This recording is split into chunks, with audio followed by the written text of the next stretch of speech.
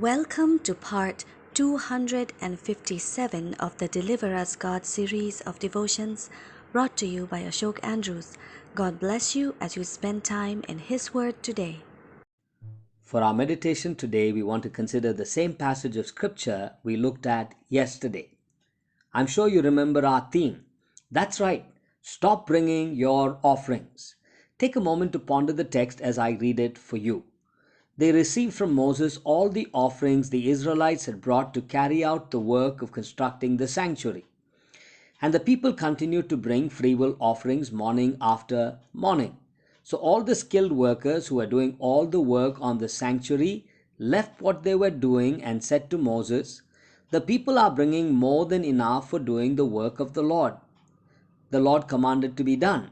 Then Moses gave an order, and they sent this word throughout the camp: "No man or woman is to make anything else as an offering for the sanctuary." And so the people were restrained from bringing more, because what they already had was more than enough to do all the work. Exodus chapter 36, verses 3 to 7. Yesterday, we looked at this section from the perspective of the giver. Today, we'd like to consider it from the perspective of the receivers.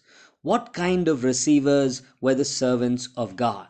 Number one, they were honest receivers. Here are a few important lessons we can learn from these servants of God.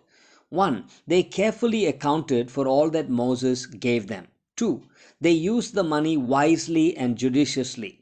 3. They were constantly monitoring the fund position. 4. They told Moses to ask the people of God to stop giving. These were honest men and women when it came to receiving resources for the use of God's work. Secondly, they were not hoarders. One very important lesson from this text is that the leaders did not hoard the offerings of God's people. They could have easily said, "Let the people keep on giving. We can grow our balances. Who knows, we may need the money in the future." They were honest when it came to receiving. They were not hoarders when it came to receiving. And thirdly, they honored God in their receiving. I find that these servants of God honored God in the way they diligently used the money from the people of God just for the fulfillment of the purposes of God. Funds given for a purpose, used for that purpose. God's word was fulfilled. The leaders labored faithfully with God's resources. People's giving resulted in great fruitfulness. What a beautiful picture of how it is to receive God's resources. To be honest as we receive, to not hoard as we receive, and to do everything with what we receive to honor the Lord our God. As we begin our day, let's allow the Holy Spirit to search our lives. What kind of receivers are we? God, we want to thank you this morning for reminding us from, Lord, these men who, Lord, you had appointed to help to build the tabernacle. These men and women, God, they were honest people. They were not hoarders, and their only desire was to honor you.